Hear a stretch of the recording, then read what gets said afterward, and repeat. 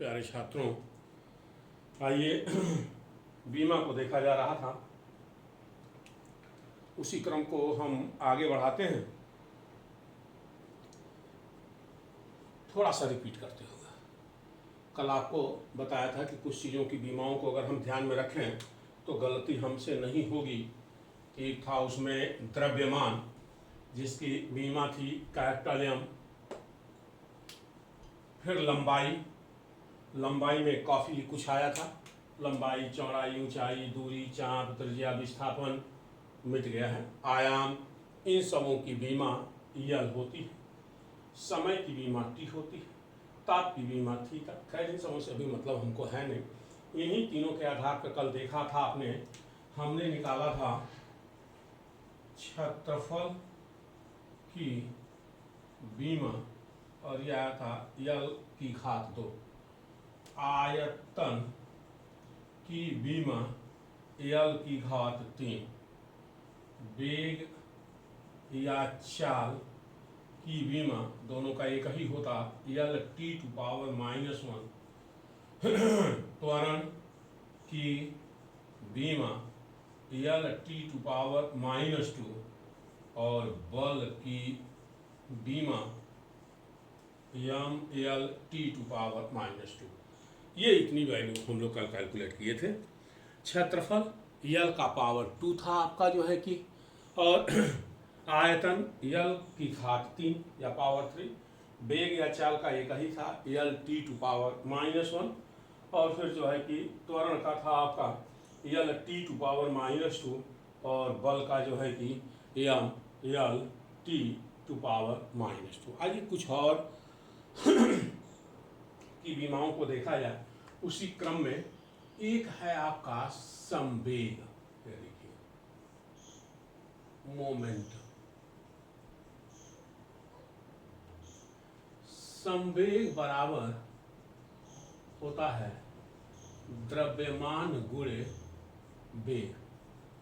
संवेग की बीमा बराबर, इसको यहां भी लिख दे रहा हूं। देखिए संवेग को P से रिप्रेजेंट करते, द्रव्यमान को m से, वेग को v से, तो ऐसे भी कह सकते कि P equal to m into v, ऐसे भी कहा जा सकता है। संवेग की बीमा है आपकी, तो m का हो गया कैपिटल M, और वेग है तो यल टी की घाते -1, तो ये हुआ आपका एम यल टी की घात -1। ये देखिए, ये संवेग का निकल करके आ गया। और अब ध्यान से सुनिए, मैं जिसको बताने चल रहा हूं आपको, 5 क्वांटिटी की बीमा एक जैसी। ये देखिए, कार्य, बल आघूर्ण,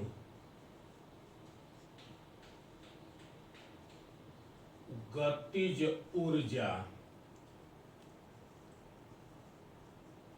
स्थितिज ऊर्जा, ऊष्मा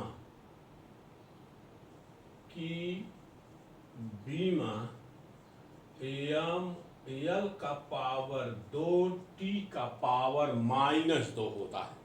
ये देखिए, इतने का कार्य, बल आघूर्ण, गतिज ऊर्जा, स्थितिज ऊर्जा, ऊष्मा, इन सबों की जो बीमा होगी वह यह इतनी होगी। जैसे सबसे पहले कार्य को ही देख लीजिए आप, वर्क। आप भी जानते हैं कार्य बराबर बल गुणे विस्थापन।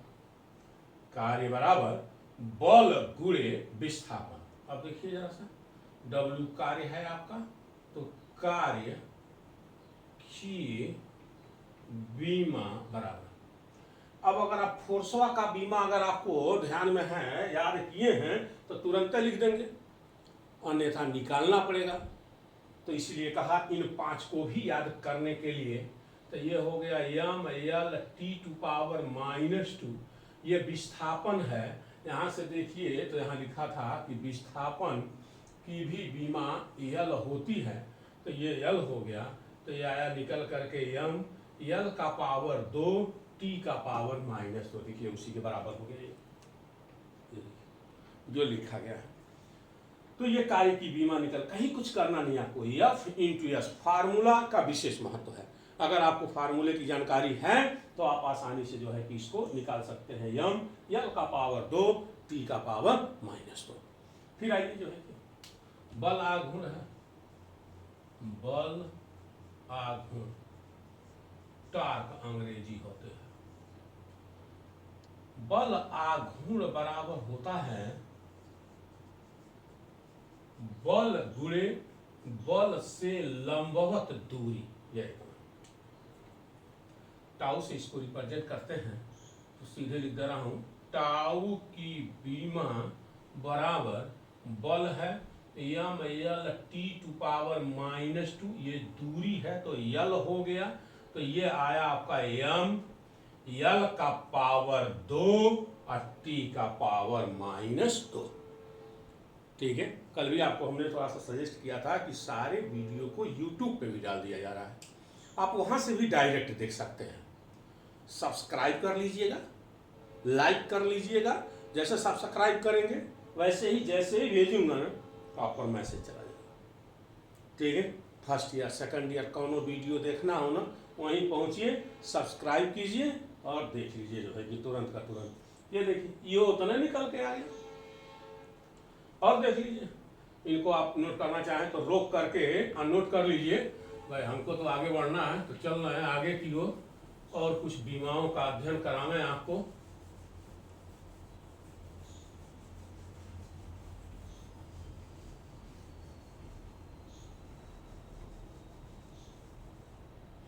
चाहिए आइए गतिज ऊर्जा को देखा जाए। गतिज ऊर्जा काइनेटिक एनर्जी, आइए तनिक इसको देखिए बाबू, तो सभी लोग पढ़े होंगे, योग कक्षा 8 से पढ़ाया जा रहा है कि K बराबर ½ mv², जहां m गतिशील वस्तु का द्रव्यमान है, v गतिशील वस्तु का वेग है और K उसकी काइनेटिक एनर्जी है। तो देखिए जरा सा, जब आप डायमेंशन निकालने जाएंगे तो K की बीमा इक्वल टू ½ ध्यान रहे अंकों की बीमा नहीं होती है। ठीक है, जब नंबर आएगा तो नंबर को छोड़ दीजिएगा, उसकी कोई बीमा नहीं होती है। फिर आइए यम पर, तो यम द्रव्यमान है, कैपिटल यम, भी वेग है, यल टी के घाते -1 का स्क्वायर कर लीजिए, एम यहाँ यल का पावर 1 में 2 का गुणा करेंगे 2 हो गया, -1 में 2 का गुणा करेंगे तो -2 हो गया, ये उतने आ गए। स्थितिज ऊर्जा पे आइए, स्थितिज ऊर्जा पोटेंशियल एनर्जी, तो यो पढ़े हैं आप, यू से रिप्रेजेंट करते और यम जी एच के इक्वल होता। किसी भी वस्तु की एच ऊंचाई पर स्थितिज ऊर्जा, किसी वस्तु में उसके स्थिति के कारण जो ऊर्जा होती है वह स्थितिज ऊर्जा कहलाती है।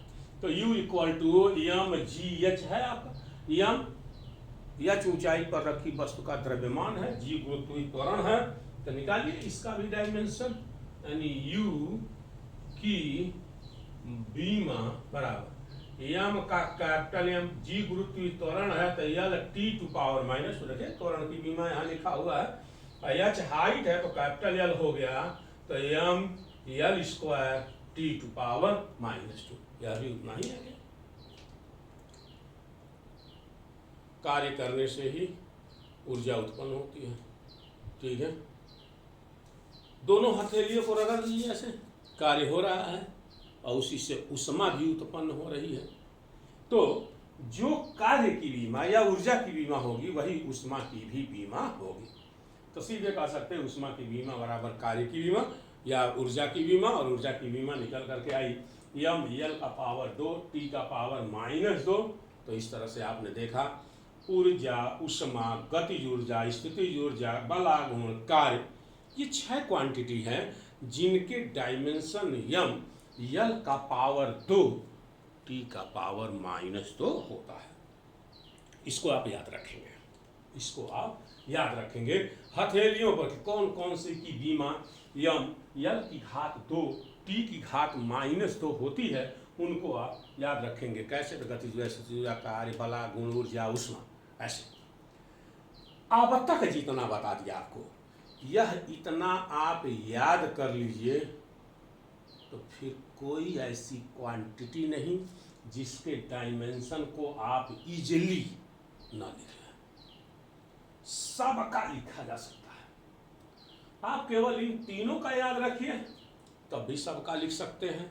यह है कि तोड़ना पड़ेगा, निकालना पड़ेगा अलग से। लेकिन अब तक जितना बताया, अगर आप इनको ध्यान में रखते हैं तो कभी भी आपको कैलकुलेट करने की भी ज़रूरत नहीं पड़ेगी, क्योंकि इसी के आधार पर जो है कि अन्य किसी के निकलेंगे। जैसे, आइए इसे भी आप नोट कर लीजिए कॉपी में। अब आइए हम आपको नमूना दिखाते हैं। किसी का भी निकालना हो, आइए। अब आप पढ़े होंगे फ्रीक्वेंसी, आवृत्ति इसकी हिंदी होती। आवृत्ति बराबर 1/, आवर्त काल। आवृत्ति की बीमा बराबर आवर्त काल। एक चक्कर करने में लगा समय, किसी भी वस्तु को अपना एक चक्कर पूरा करने में लगा समय, उसका आवर्त काल कहलाता है। तो आवर्त काल को कैपिटल टी से लिखते हैं, तो आवर्त काल की बीमा टी ही होगी, क्योंकि ये समय, एक चक्कर करने में लगा समय, समय की बीमा टी होती है। ऊपर आ जाएगा तो T⁻⁻। और आइए, एक पढ़े होंगे आप आवेग, इम्पल्स। आवेग बराबर बल गुणे समयांतराल। तो ये देखिए, आवेग की बीमा बराबर बल m/L(T⁻²), समयांतराल में समय, तो T हो गया m/L(T⁻⁻1). और यह डायमेंशन होता है संवेग का ही, यानी जो आवेग है वह संवेग परिवर्तन के भी बराबर होता है। तो इस तरह से यह आवेग और संवेग की बीमा एक जैसी होगी। m/L(T⁻⁻1) निकल करके आया, इसकी वैल्यू जो है कि, और यही संवेग का भी होगा है। ठीक है, अब आइए थोड़ा सा और आगे बढ़ते हैं। जो है कि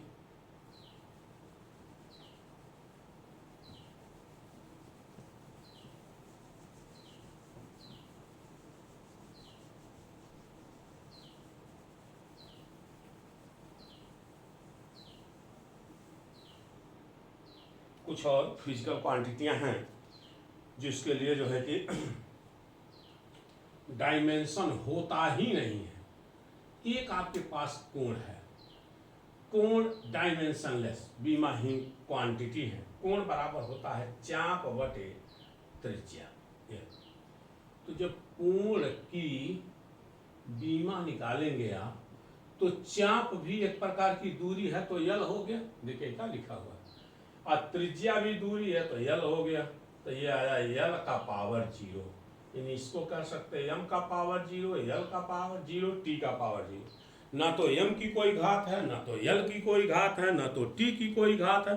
तो इस तरह से हम इसके डायमेंशन को ऐसे जो है कि लिख लेंगे, और यह डायमेंशनलेस क्वांटिटी है जो है कि।